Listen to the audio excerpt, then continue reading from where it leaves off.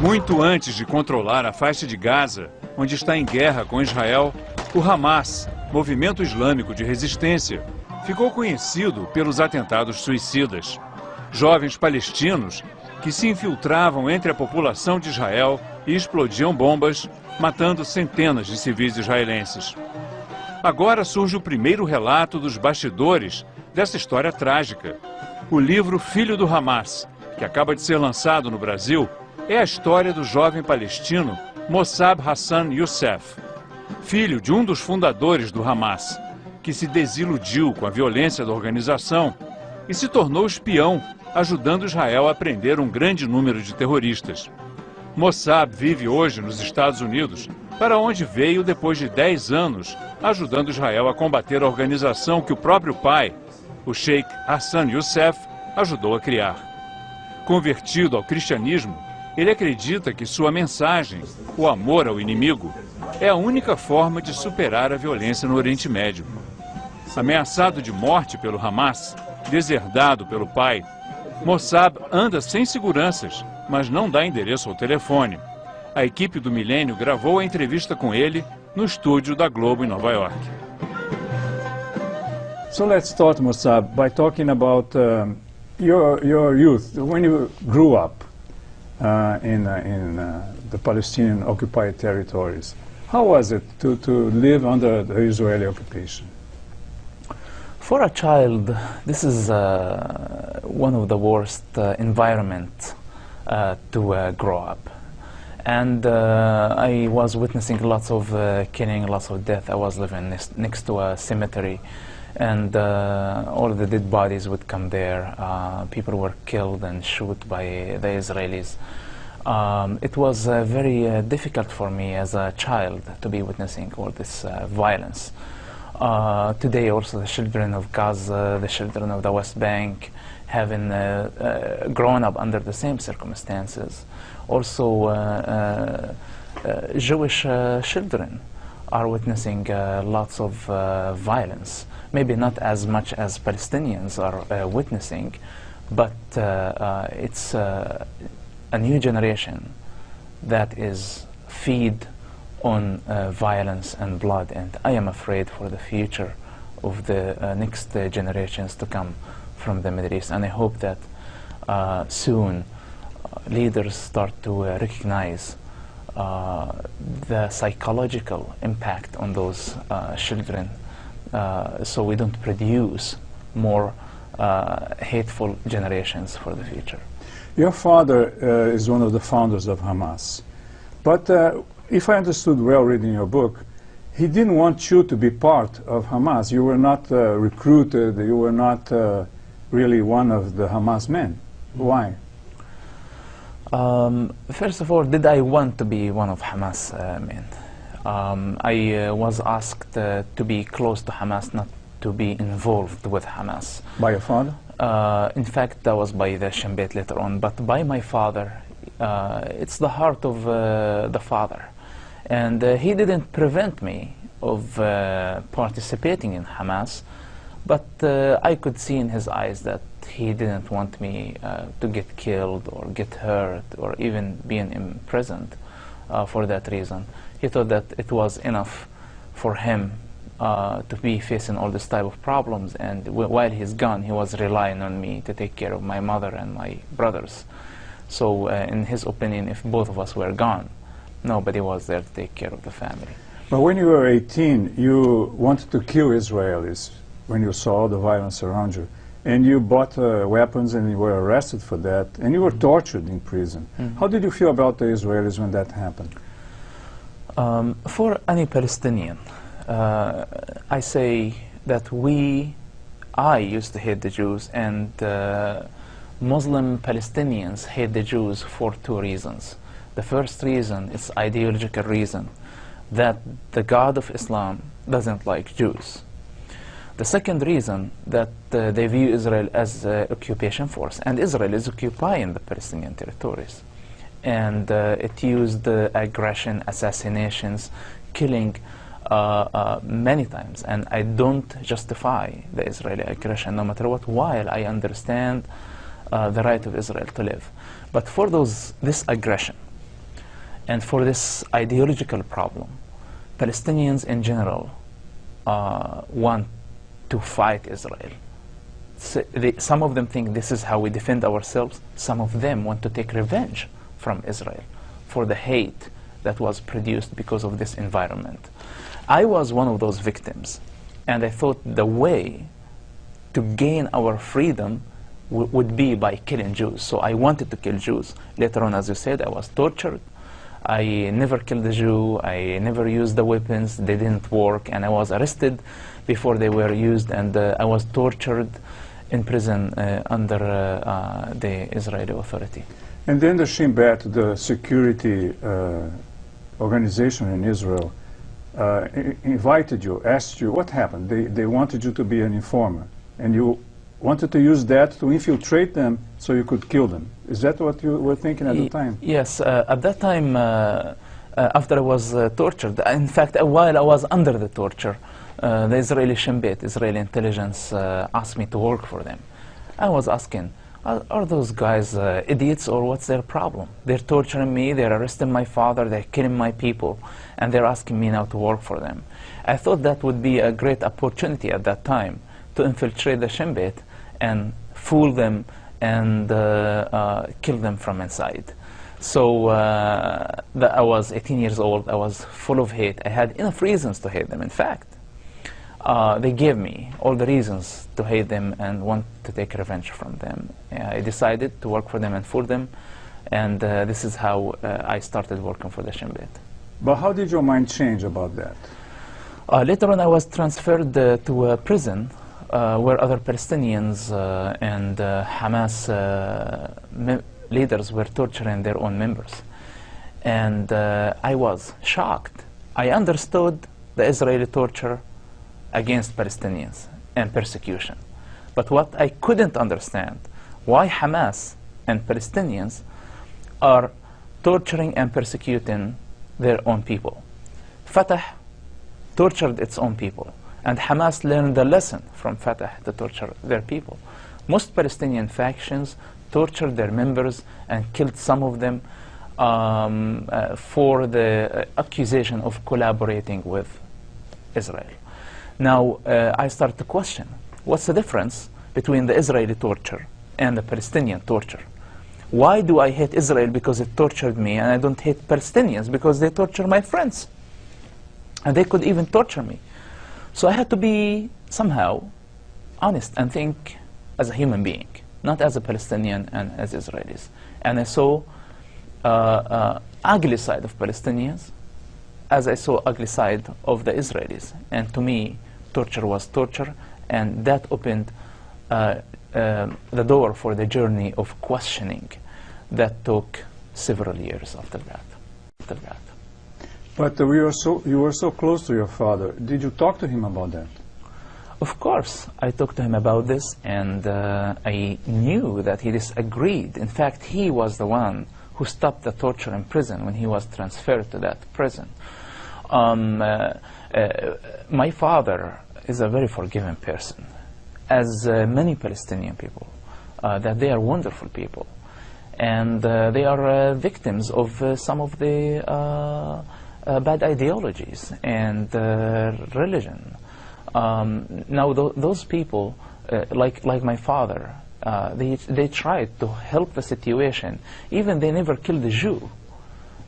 Maybe they justified killing a Jew somehow because they understand this is how we resist ourselves. But they're not terrorists in the nature. They are not. If you put my father with other Jew in the same room, I am sure that my father is not going to kill that person, because he cannot kill a human being. But to him, this is justified when he sees angry young men going and killing Jews, because he would say, okay, this is because of the Israeli aggression. And I say, as a human being, as human beings, we need to get down of this horse of pride and ideologies and politics and think as pure human beings.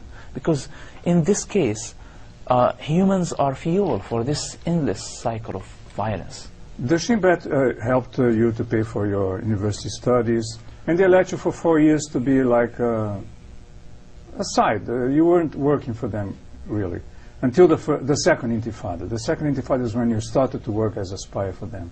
And you say that at the day of decision, there was a day when you decided to really start doing this.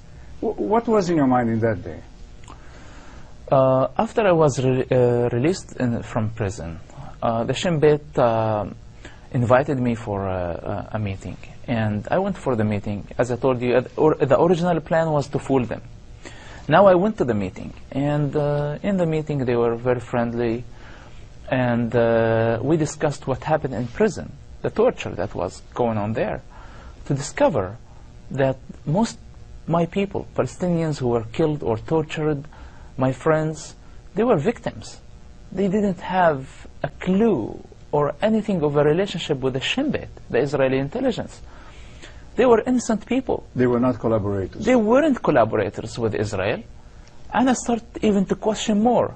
I already had a problem with the torture in prison, and now I had a problem to know the truth.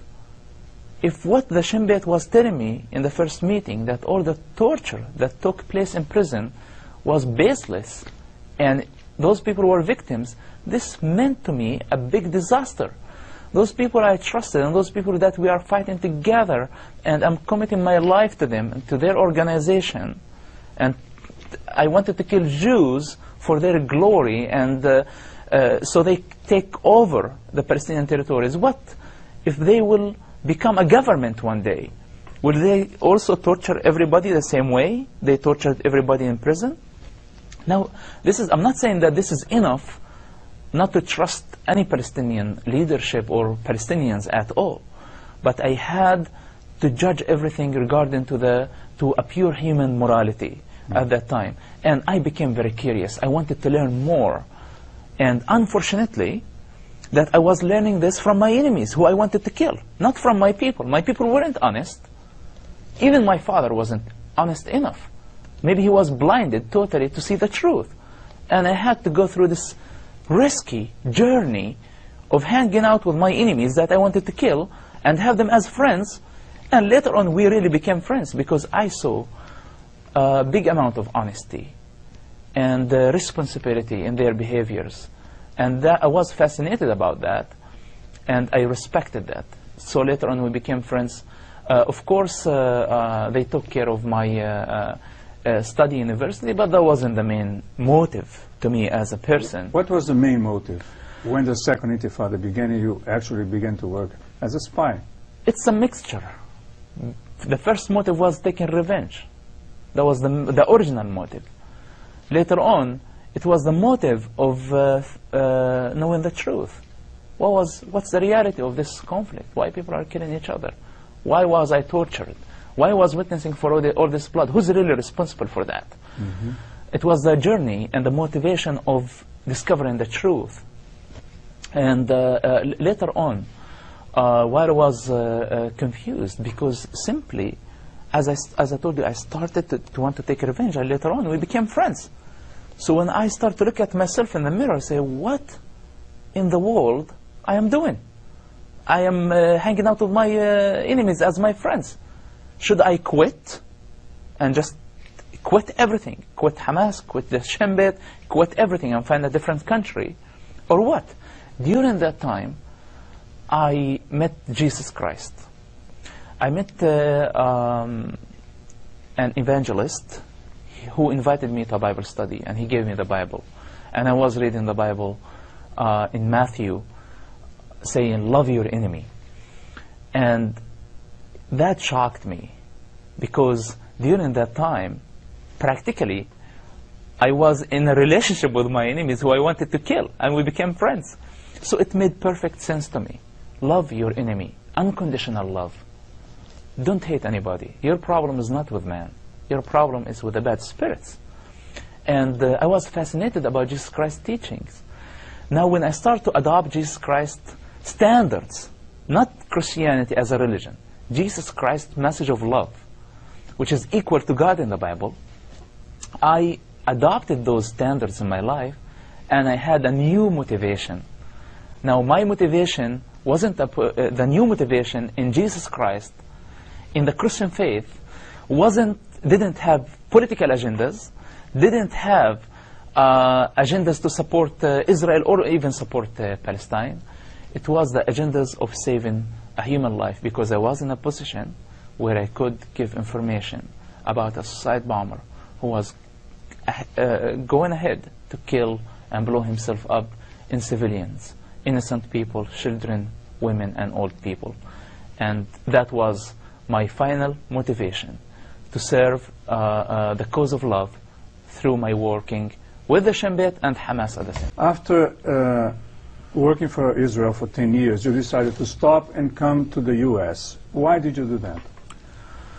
First of all, I was living a very difficult life, and nobody knew about me. I was Christian undercover. I was spy undercover. It's a very risky job. Nobody understood how difficult the situation that I was in. And I had to make a big decision every day, on daily basis, about life and death, every day. And at the end of the day, I'm not God. And I was doing His will, but I don't have His almighty strength to keep going. And I needed a break. I figured out, after 10 years of fighting terrorism, that our problem is not with terrorists. Our problem simply is with their ideology. And I figured out that we were fighting a ghost. And I needed to find a different way to fight terrorism, of first of all being honest and revealing the secrets that I have known, the journey that I have done, and who really I am.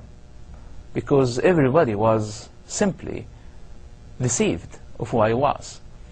And instead of just playing the game of being a terrorist in order to get information from terrorist groups, no, I want to tell terrorists today that I wasn't one of you, and you need to learn from this experience. What you're doing is wrong. And other message to my people: if you're ashamed to shake the hand of Israeli, if you're ashamed to make peace, to have peace with Israelis, I tell you, learn from my example. Israelis were my biggest enemies, and today they are my best friends. And I love Israelis. I love Israel. And I will protect Israel, not by carrying a gun, by saying the truth. And also I will protect Palestinians, because I love my family, I love my father. My mother is still there, my father is there, my friends, my people who suffered for many years. I love every one of them, and I will protect their rights also for self-destiny. And now the thing is, they need to understand that their biggest enemy is not the occupation. Occupation is a problem. In my opinion, and I said this several times, that the biggest loser of this occupation is Israel itself. And the occupation is a big problem for Palestinians, because they hang all their problems on the hanger of occupation. And when there is a society that they have a reason to hang all their problems, they never get the chance to see themselves in the mirror.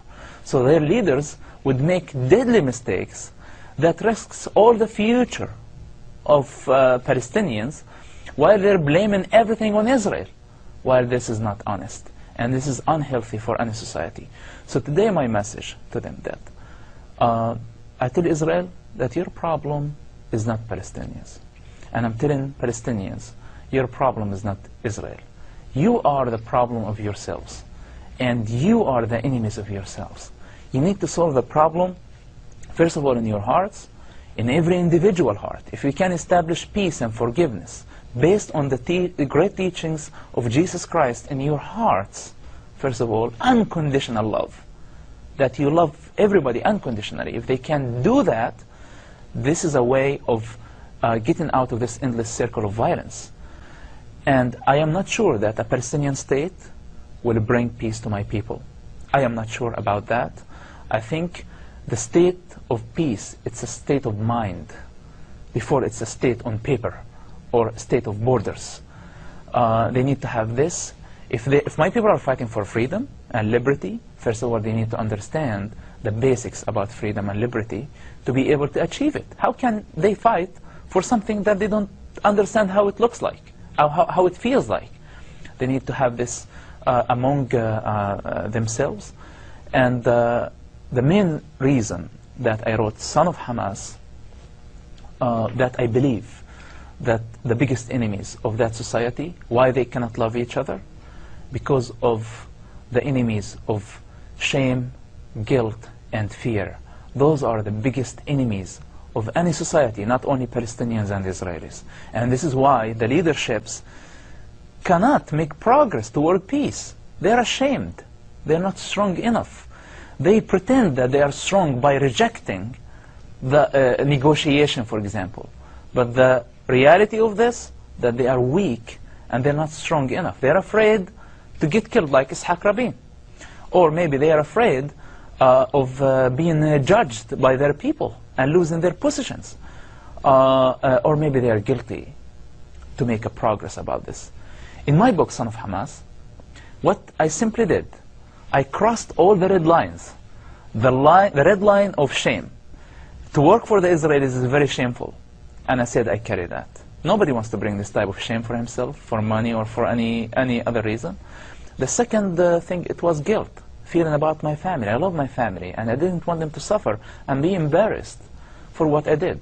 But also this is another lesson for everybody to learn from this, that even if we bring guilt and shame for ourselves, to stand for the truth, we have to do it.